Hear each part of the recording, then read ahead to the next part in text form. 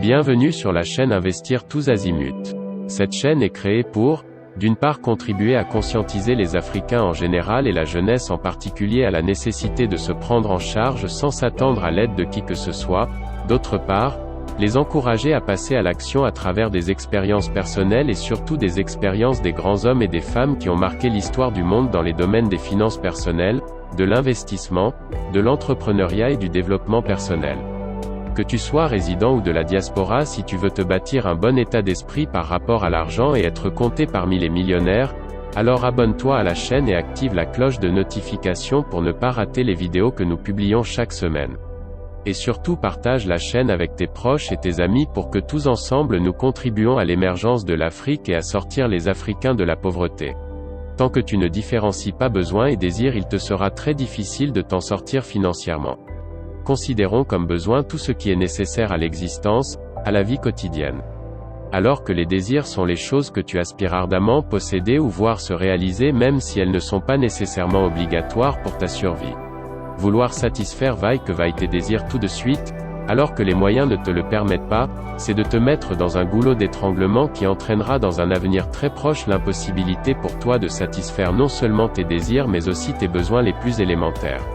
Généralement, tu le fais sous des pressions sociales en voulant impressionner des gens et lorsque tu te retrouveras dans des difficultés financières, tu seras à la merci de ces mêmes personnes. Pourtant plus tu vis longtemps et volontairement comme un pauvre plus tu deviens riche. Pour cela il faut connaître la différence entre besoin et désir et prioriser la satisfaction des besoins primaires puis oublier le plus longtemps possible tes désirs comme s'ils n'existaient pas. En prenant cette option, tu ne dois pas réduire tes efforts dans la recherche du bien-être, au contraire tu dois les accroître comme si tu cherchais à satisfaire tes désirs à l'immédiat sachant bien entendu qu'ils sont différés. Selon beaucoup de gens riches, si tu veux être financièrement prospère, tu dois éviter de manger ta poule, plutôt mange les œufs.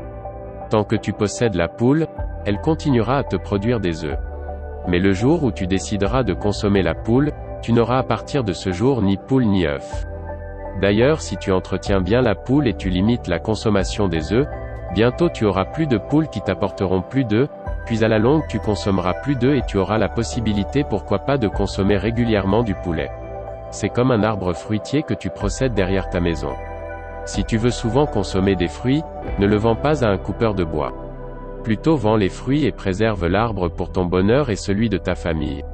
C'est exactement le cas lorsque tu maîtrises la différence entre besoin et désir et tu reportes le plus longtemps que possible l'assouvissement de tes désirs.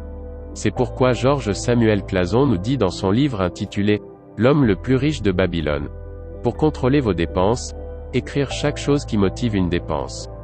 Choisissez les dépenses obligatoires et celles qui sont possibles à l'intérieur des 9/10 de votre revenu. Oubliez le reste et considérez-le comme une partie de la grande multitude de désirs qui doivent demeurer insatisfaits et ne le regrettez pas.